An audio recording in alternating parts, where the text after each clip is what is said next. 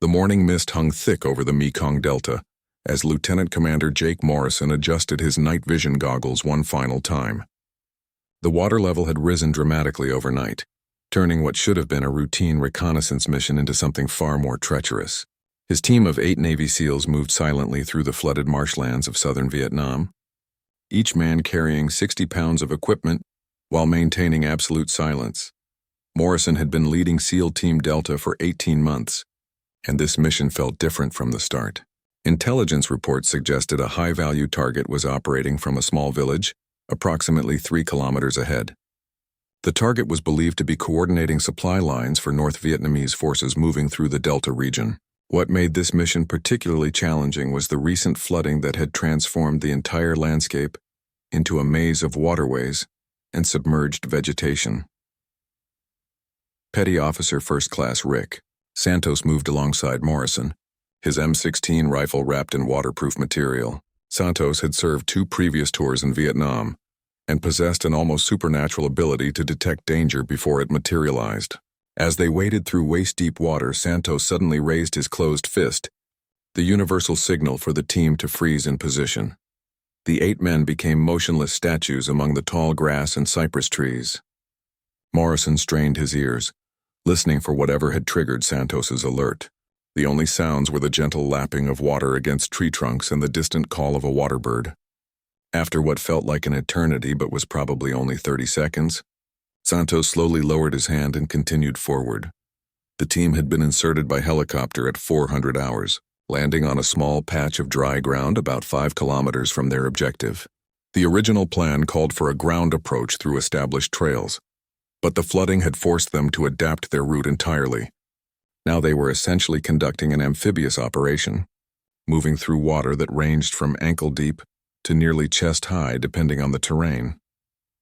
Corpsman Second Class Maria Gonzalez brought up the rear of the formation, her medical kit secured in a waterproof bag across her chest. She was one of only 3 female SEALs in the entire program at that time, having fought harder than anyone to earn her place on the team.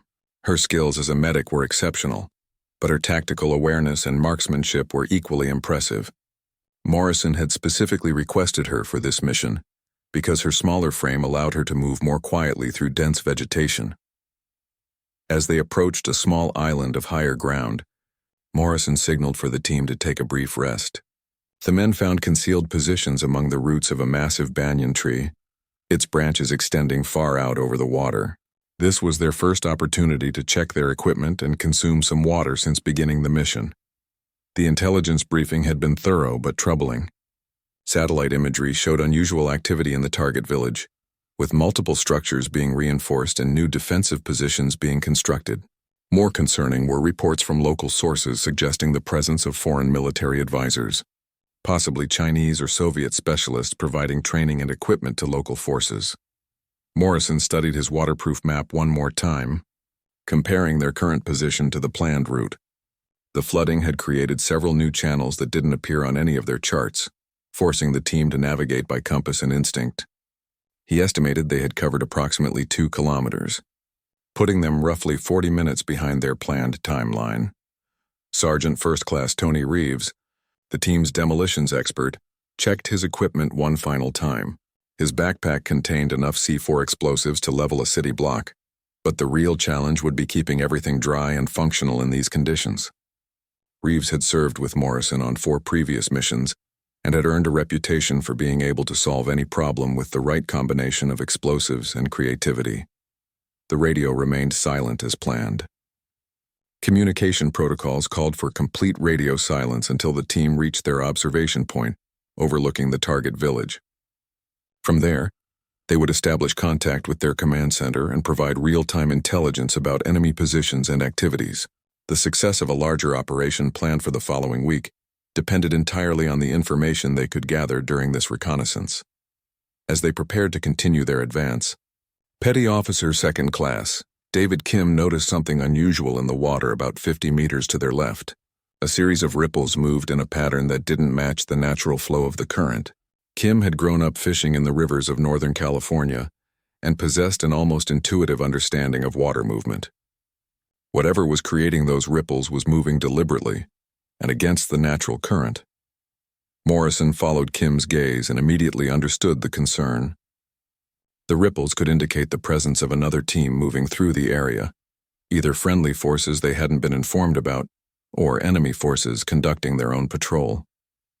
Either possibility created complications for their mission that needed to be addressed immediately. The team leader made a quick decision to adjust their route slightly to the right, moving away from whatever was creating the unusual water patterns.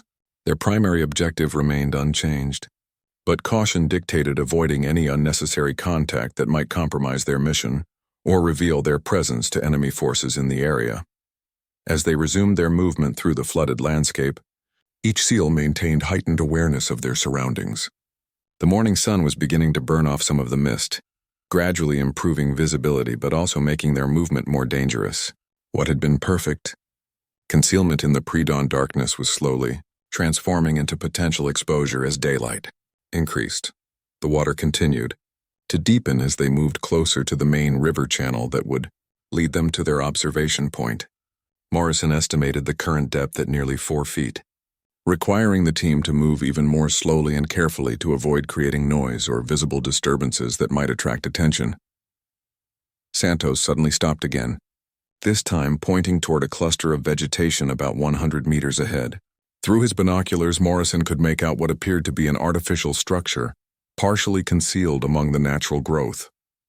The structure looked like a small observation post or listening station, exactly the type of early warning system that enemy forces typically established around high-value locations. The presence of this outpost confirmed that they were approaching their objective area, but it also meant their movements were now potentially under observation. Morrison quietly signaled for the team to adjust their formation, spreading out slightly to present a less concentrated target, while maintaining their ability to provide mutual support if contact became unavoidable. The observation post ahead appeared abandoned at first glance, but Santos wasn't convinced. He had learned through bitter experience that appearances could be deadly in this environment. Using hand signals, he communicated his concerns to Morrison, pointing out subtle signs that suggested recent human activity around the structure. Morrison studied the position through his scope, noting fresh-cut vegetation that had been used to enhance the camouflage. The cuts were clean and recent, probably made within the last 24 hours. More telling was the absence of spider webs or morning dew on the artificial materials, suggesting someone had disturbed the area during the night. The team leader faced a critical decision. They could bypass the observation post entirely, adding significant time and distance to their route, or they could neutralize it quietly and continue with their original plan. Either choice carried substantial risks, but Morrison's experience told him that leaving a potentially active enemy position behind them would be more dangerous than dealing with it now. He signaled for Gonzalez and Kim to circle around to the right, while Santos and Reeves approached from the left. The remaining 3 team members would provide overwatch and be ready to respond if the situation escalated beyond what the smaller elements could handle. Alone, the approach took nearly 20 minutes of painfully slow movement through the murky water. Every step had to be calculated to avoid creating ripples or noise that might alert anyone inside the observation post. Morrison watched through his scope as his people moved into position, impressed as always by their professionalism and skill. When both flanking elements signaled their readiness, Morrison gave the go-ahead for a simultaneous approach. What they discovered inside the camouflaged structure was both relieving and concerning. The post was indeed abandoned, but the equipment inside was sophisticated and recently used. Maps covered one wall, showing detailed information about American patrol routes and helicopter landing zones. More disturbing were the communication logs written in what appeared to be Chinese characters alongside Vietnamese text. This confirmed intelligence reports about foreign advisors operating in the area, but suggested their involvement was more extensive than previously believed. Photographs scattered on a makeshift table showed American military installations that should have been impossible for enemy forces to access. Santos photographed everything quickly while Reeves checked for booby traps or other surprises. The sophistication of the intelligence operation suggested they were dealing with highly trained professionals rather than local militia forces. This information would need to be transmitted back to command as soon as they reached their primary observation point. Kim discovered something that made everyone's blood run cold. Hidden beneath false floorboards were detailed architectural drawings of the American base where SEAL Team Delta was stationed. The drawings included information about guard rotations, vehicle schedules, and even the layout of the team's living quarters. Someone had been conducting surveillance on their home base for weeks or possibly months. The implications were staggering. Not only was their current mission potentially compromised, but their entire unit might be walking into a trap.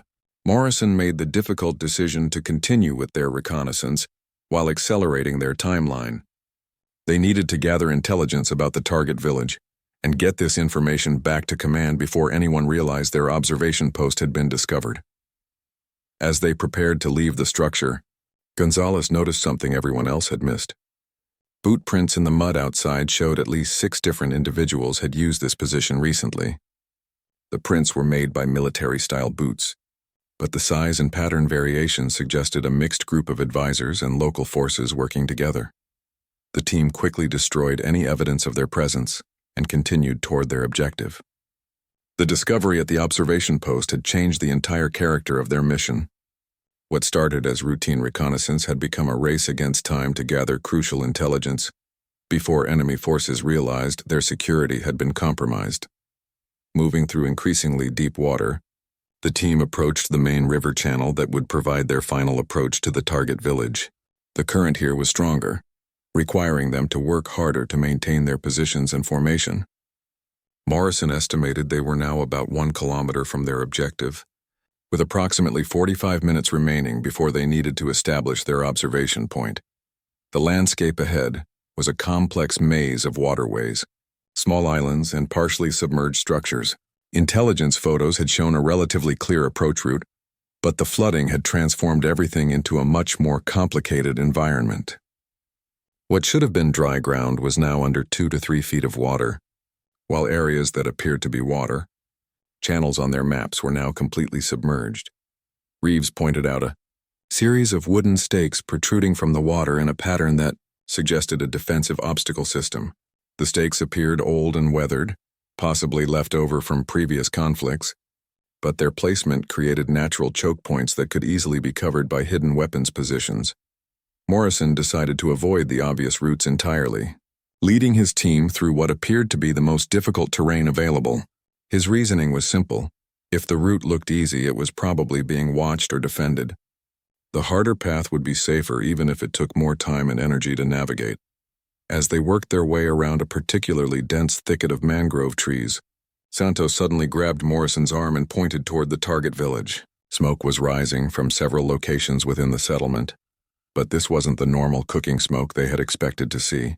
The volume and color suggested large fires, possibly structures being burned deliberately. Through his binoculars, Morrison could see unusual activity throughout the village. Groups of people were moving with obvious purpose and urgency, loading vehicles and equipment onto boats. This wasn't normal daily activity, but appeared to be some kind of evacuation or relocation operation. The timing was suspicious. Either the enemy forces had detected their approach and were abandoning their positions, or something else entirely was happening that their intelligence had missed. Morrison faced another critical decision about whether to continue their approach or maintain their current position and observe from a greater distance. Kim suddenly pointed toward a small rise about 300 meters ahead that would provide an excellent observation point while keeping them concealed from the village. The position offered clear fields of view in multiple directions and several escape routes if they needed to withdraw quickly. More importantly, it was far enough from the village to avoid detection while still allowing them to gather the intelligence they needed. As they approached their chosen observation point, Gonzalez noticed something in the water that made her stomach tighten with concern. Fresh oil stains were spreading across the surface in patterns that suggested recent boat traffic. Multiple vessels had passed through this area within the last few hours, and they had been moving fast enough to create significant wakes and mechanical disturbances. The oil stains told a story that Morrison didn't like. Multiple boats had moved through this area recently, traveling at high speed and in formation. The pattern suggested military vessels rather than civilian traffic, and the direction of the stains indicated they had come from the target village and headed toward the main river system. Santos studied the shoreline carefully, looking for any additional signs of recent activity. He discovered drag marks where heavy equipment had been pulled from the water onto a small beach area. The marks were fresh, made within the last few hours, and showed that whatever had been moved was substantial enough to require multiple people to handle. The team reached their observation point just as the morning sun began burning through the remaining mist. From their concealed position among fallen logs and thick vegetation, they had an excellent view of the target village while remaining completely hidden from observation. What they saw through their scopes confirmed their worst fears about the changing nature of this mission. The village was definitely being evacuated, but this wasn't a panicked retreat. The movement was organized and methodical, suggesting advanced planning rather than a response to immediate danger. Groups of people were systematically removing equipment and supplies from various buildings, loading everything onto boats and vehicles with military precision. Morrison focused his attention on a large structure near the center of the village that intelligence had identified as the primary target. According to their briefing, this building housed the command center for enemy supply operations throughout the region. Instead of the expected military activity, he observed people dismantling communication equipment and packing it carefully for transport. Through the scope, he could see that many of the people involved in the evacuation were wearing military uniforms, but not the typical North Vietnamese army gear they had expected. These uniforms appeared to be Chinese military issue, confirming the intelligence about foreign advisors, but suggesting their involvement was much more extensive than anyone had realized. Gonzalez set up her position to observe the southern approach to the village, where intelligence photos had shown a suspected weapons cache. What she found was an empty building with clear evidence that heavy equipment had been stored there recently. Vehicle tracks and equipment impressions in the mud showed that substantial military hardware had been moved within the last day or two. Kim focused on the northern edge of the village, where boat traffic seemed to be concentrated. He counted at least 12 different vessels involved in the evacuation, ranging from small civilian boats to larger military-style patrol craft. The coordination between different types of vessels suggested a well-planned operation with significant logistical support. Reeves documented everything he could see related to defensive positions and potential targets for future operations. What concerned him most was the systematic way enemy forces were destroying anything they couldn't take with them. Buildings were being burned, equipment was being sabotaged, and even the dock facilities were being damaged to prevent their use by American forces. The radio check-in time approached, and Morrison prepared to transmit their initial observations back to command. The intelligence they had gathered was far more significant than anyone had anticipated, but it also meant their original mission objectives were no longer achievable. The high-value target they had come to observe was clearly no longer in the area. As Morrison prepared his radio equipment, Santos noticed something that made him grab the team leader's arm immediately. A small boat was approaching their position from the direction of the village, moving slowly and quietly along the shoreline. The occupants appeared to be conducting some kind of patrol or reconnaissance of their own. The team immediately went into hiding positions, using the natural concealment of their observation point to avoid detection. Through his scope, Morrison could see 3 individuals in the boat, all wearing military gear and carrying automatic weapons. They were clearly searching for something or someone along the waterway. The boat moved to within 50 meters of their position before stopping completely.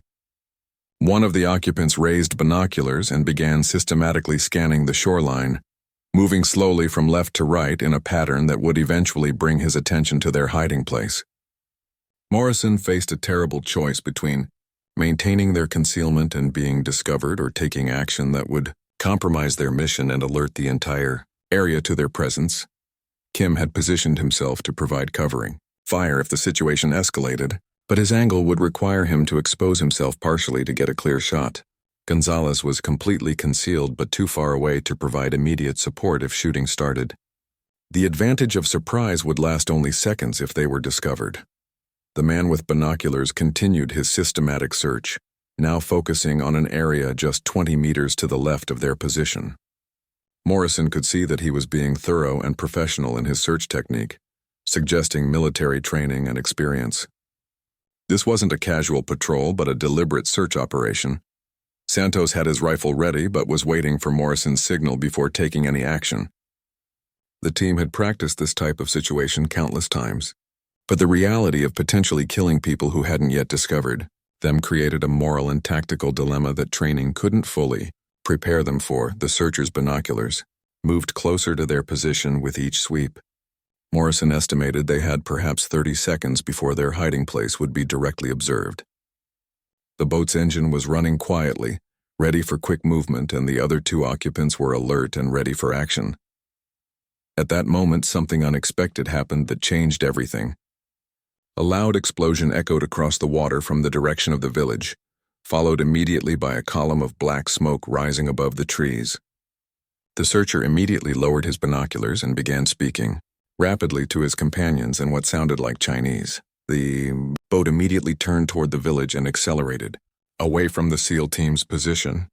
Whatever had exploded was clearly more important than continuing their patrol of the shoreline. Morrison watched them disappear around a bend in the waterway, before allowing himself to breathe normally again. Reeves was already studying the smoke column through his scope, trying to determine what might have caused such a large explosion. The timing seemed too coincidental to be accidental, and the enemy's immediate response suggested it was both unexpected and serious. Kim suggested that the explosion might have been caused by someone else entirely, possibly another American unit operating in the area without their knowledge. The alternative explanation was that the evacuation had included destroying sensitive materials or equipment that had exploded accidentally during the process. Morrison decided they needed to continue observing the village to understand what had happened and how it might affect their mission. The explosion had clearly disrupted the organized evacuation they had been watching, and the enemy's response might provide valuable intelligence about their priorities and decision-making processes. As they settled back into their observation positions, Gonzalez pointed out that the smoke was coming from the exact building they had identified as their primary target. Whatever had been stored or operating in that structure was now gone, potentially taking with it the most valuable intelligence they had hoped to gather during this mission. The explosion had transformed the organized evacuation into chaos. Through their scopes, the SEAL team watched as enemy personnel ran between buildings, shouting orders and trying to coordinate their response to whatever had gone wrong. The systematic removal of equipment and supplies had been replaced by urgent activity focused on damage control and fire suppression. Morrison established radio contact with their command center, transmitting a coded status report that included their observations about the evacuation, the explosion, and the evidence of Chinese military involvement. The response from command was immediate and concerning. No other American units were operating in their area, and the explosion was not part of any planned operation. This meant either the enemy had experienced an accidental detonation of their own materials, or there was another player in the game that nobody had anticipated. Both possibilities created complications for the SEAL team's mission and their safe extraction from the area. Santos noticed that the evacuation had not stopped completely despite the explosion and fire.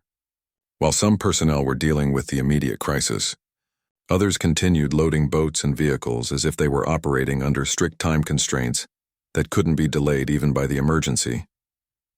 Through his scope, Kim observed several individuals who appeared to be directing the evacuation from positions near the burning building. These people were clearly in command positions, wearing different uniforms and being approached by subordinates for orders and guidance. One individual in particular seemed to be making critical decisions about what could be saved and what had to be abandoned. Gonzalez focused her attention on a group of people who had emerged from the burning building carrying what appeared to be documents and electronic equipment. Despite the fire and chaos, they were being extremely careful with these materials, suggesting they contained highly sensitive information that was worth risking their lives to preserve.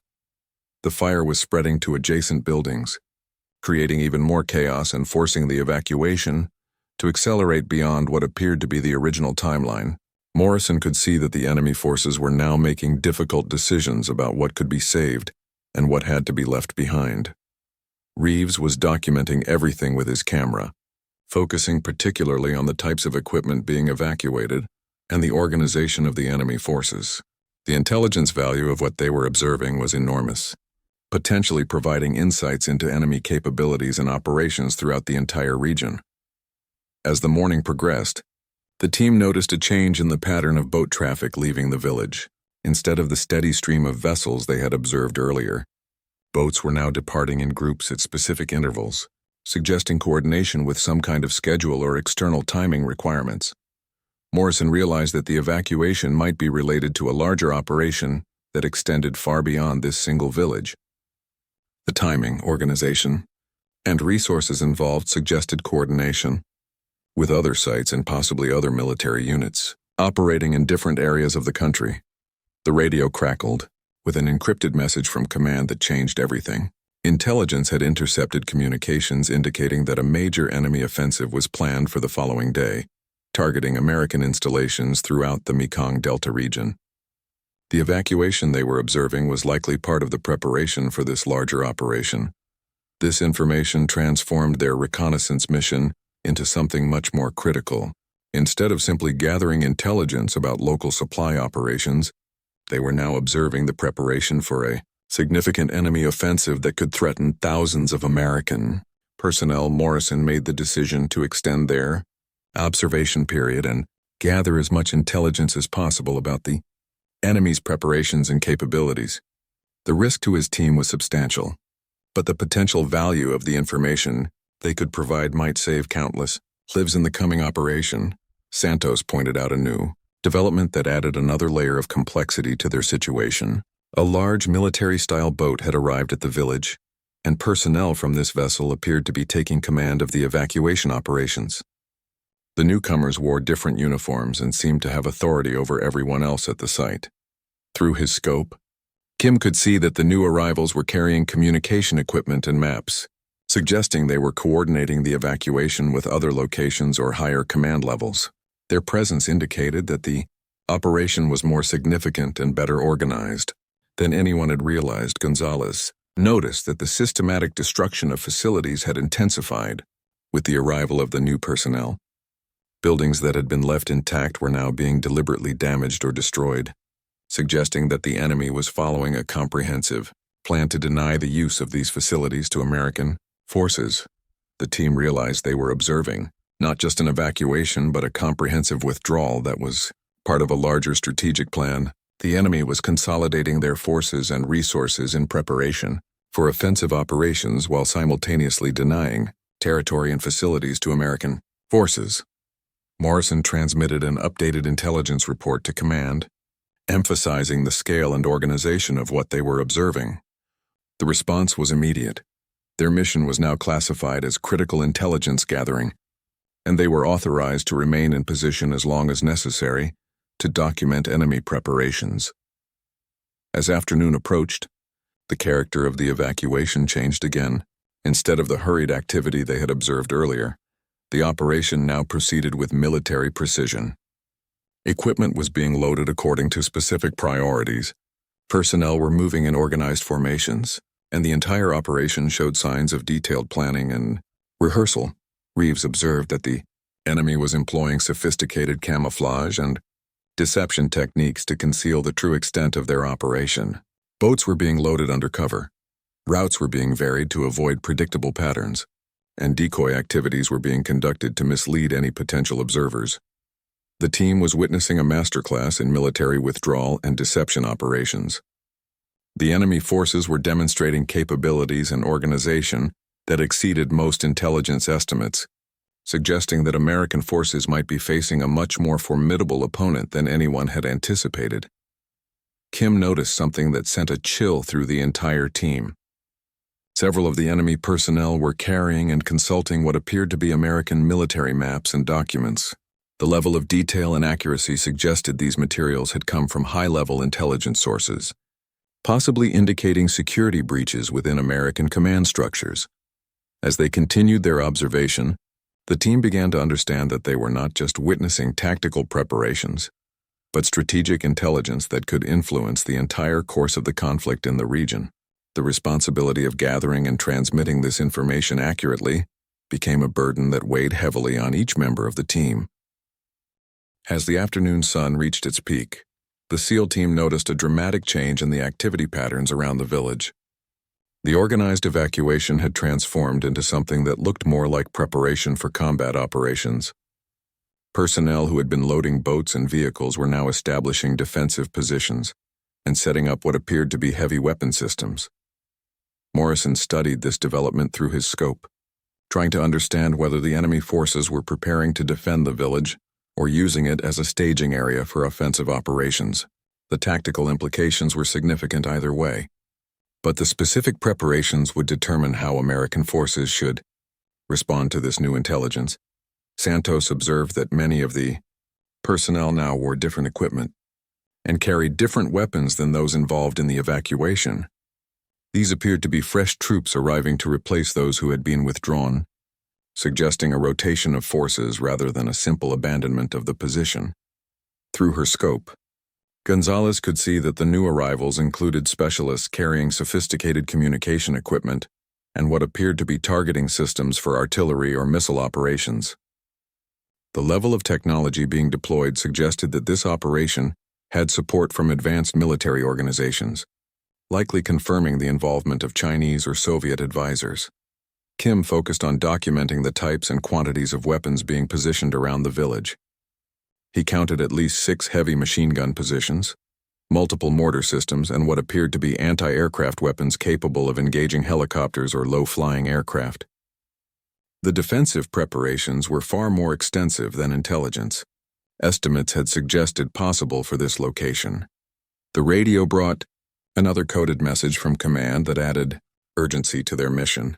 Reconnaissance flights over other areas of the Mekong Delta had observed similar patterns of activity at multiple locations, suggesting that the enemy was implementing a coordinated plan across a much larger area than anyone had anticipated. Morrison realized that his team was observing one piece of a much larger puzzle that stretched across the entire operational area. The intelligence they were gathering would need to be combined with observations from other sources to develop a complete picture of enemy intentions and capabilities. Reeves noticed something that made his blood run cold. Several of the weapon systems being positioned were aimed not at likely approaches to the village, but toward areas where American forces typically established their own positions during operations in this region. The enemy clearly had detailed intelligence about American tactical procedures and was preparing specific countermeasures. The sophistication of the enemy's preparations suggested that American forces were walking into a carefully planned trap.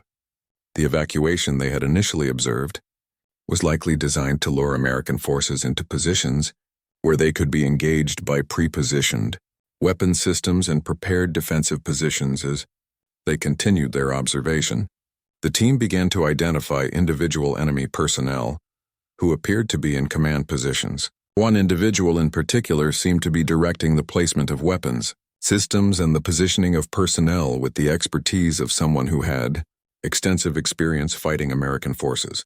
Through his scope, Santos could see that this individual was consulting detailed maps and aerial photographs of American installations and patrol routes. The level of detail in these materials was extraordinary, suggesting that the enemy had access to intelligence sources within American command structures or had conducted extensive surveillance operations. Morrison transmitted another priority intelligence report, focusing on the defensive preparations and the evidence of detailed American intelligence in enemy hands. The response from command was immediate and alarming. Several American operations planned for the following day were being postponed pending evaluation of this new intelligence.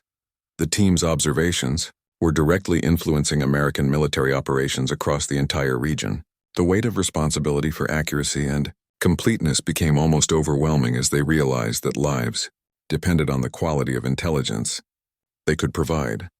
Gonzalez noticed that the enemy was employing sophisticated camouflage techniques to conceal their weapons, positions from aerial observation. The positions were being constructed to appear like normal village structures from above while providing effective fields of fire against ground approaches.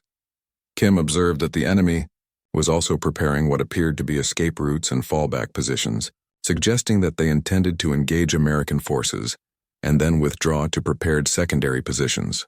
This tactical approach indicated a level of planning and foresight that exceeded most intelligence estimates of enemy capabilities.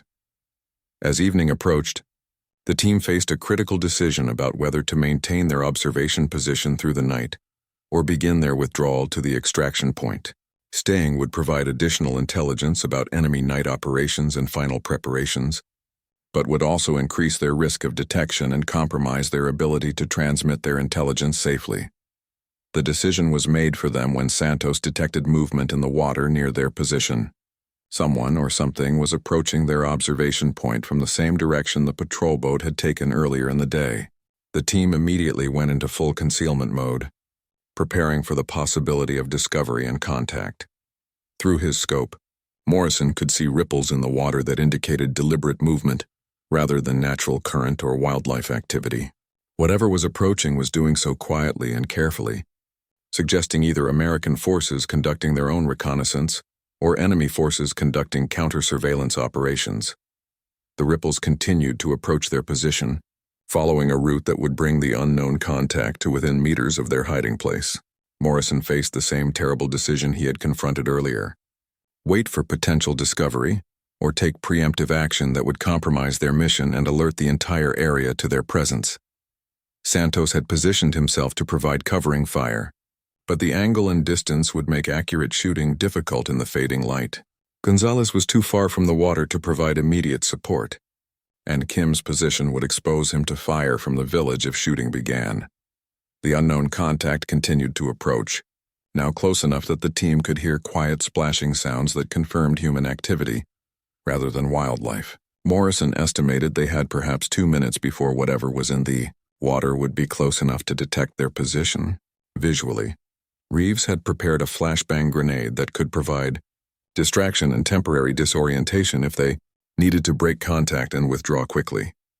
However, using any explosive device would immediately alert every enemy force within kilometers to their presence and location. As the team prepared for potential contact, Kim suddenly pointed toward the village, where new activity was visible in the fading daylight. Large vehicles were arriving and personnel were unloading what appeared to be additional heavy weapons and communication equipment. The enemy preparations were continuing to escalate even as darkness approached. The splashing sounds grew closer as darkness settled over the flooded delta. Morrison held his breath, finger resting lightly on his rifle's trigger as he tried to identify the approaching contact through his night vision scope. What he saw made his heart skip a beat: a single figure moving slowly through the water, but this person was wearing American military gear and carrying equipment that looked familiar. Santos recognized the movement pattern immediately. This was someone trained in the same techniques they used, moving with the careful precision of a professional soldier rather than an enemy patrol. The figure was approaching their position deliberately, but showing signs of tactical awareness that suggested friendly forces rather than a threat. As the figure drew closer, Kim could make out details that confirmed their initial assessment. The person was wearing American-style camouflage and carrying what appeared to be specialized reconnaissance equipment. More importantly, the approach pattern followed American tactical procedures rather than the techniques they had observed enemy forces using throughout the day. Morrison made a critical decision based on years of experience and intuition. Instead of waiting for the unknown contact to potentially discover their position, he decided to initiate contact using a recognition signal that only American forces would know. He quietly tapped out a specific rhythm on his rifle stock, a sound that would be meaningless to enemy forces but immediately recognizable to any American special operations personnel in the area. The response was immediate and reassuring. The approaching figure stopped movement completely for several seconds, then responded with the correct counter-signal. Morrison felt tension drain from his shoulders as he realized they were dealing with another American reconnaissance team, rather than enemy forces. The figure approached their position carefully, maintaining proper security protocols even after the recognition exchange. When he finally reached their observation point, Morrison was surprised to see Master Sergeant Robert Chen, a Green Beret who had worked with SEAL teams on previous operations. Chen was part of a classified program that Morrison had heard about but never worked with directly. Chen's mission briefing explained everything that had seemed confusing about the day's events. His team had been conducting deep reconnaissance in the area for over a week, gathering intelligence about the planned enemy offensive. The explosion that had disrupted the evacuation had been caused by Chen's team sabotaging a major ammunition depot that the enemy had been preparing for their offensive operations. The systematic evacuation they had observed was the enemy's response to losing their primary weapons cache and having their security compromised.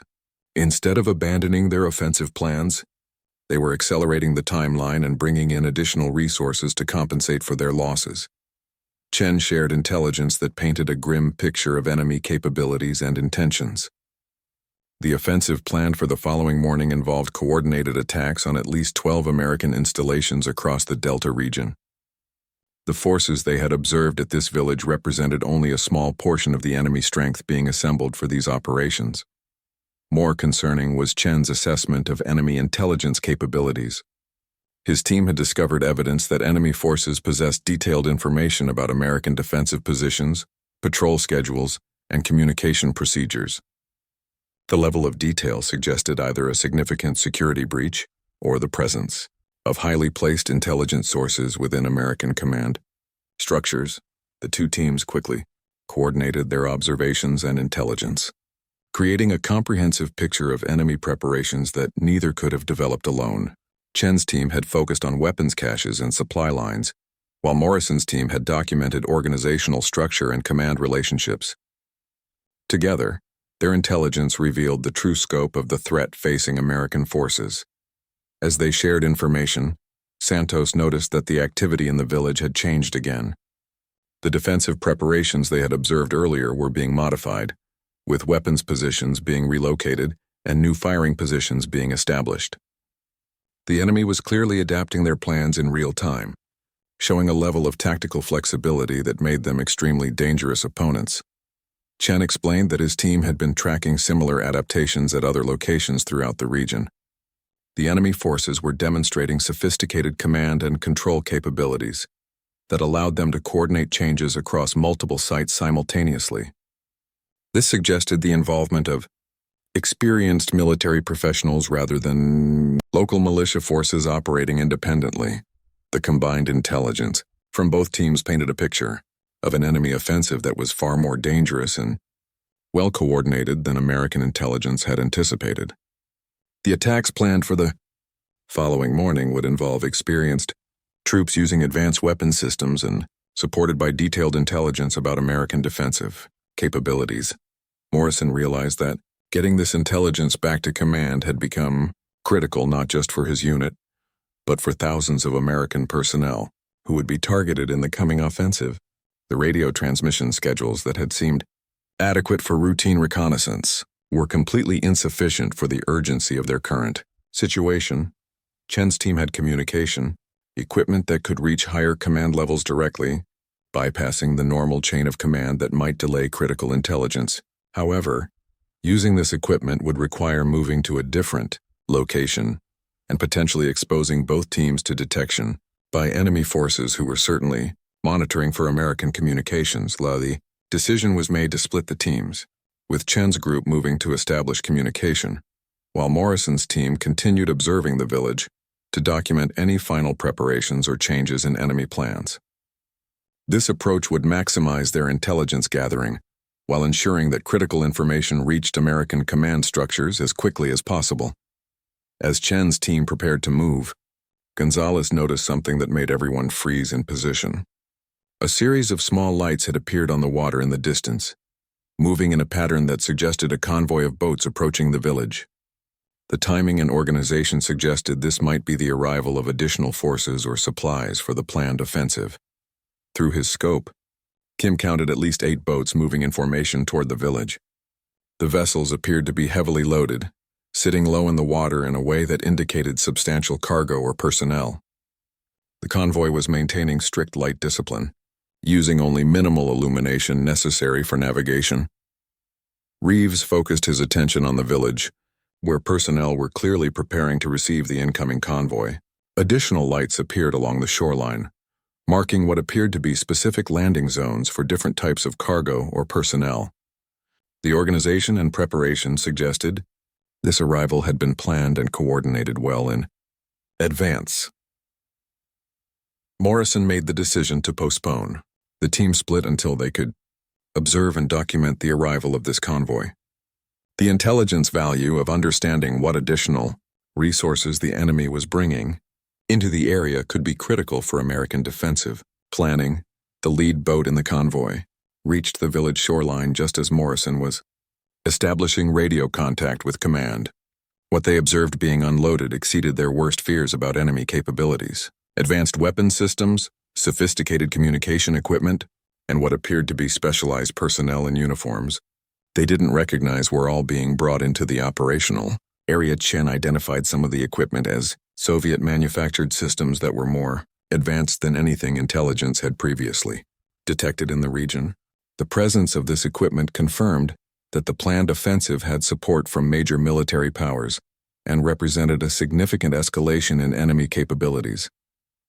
As the unloading continued, Santos observed that many of the personnel arriving with the convoy appeared to be specialists rather than regular combat troops.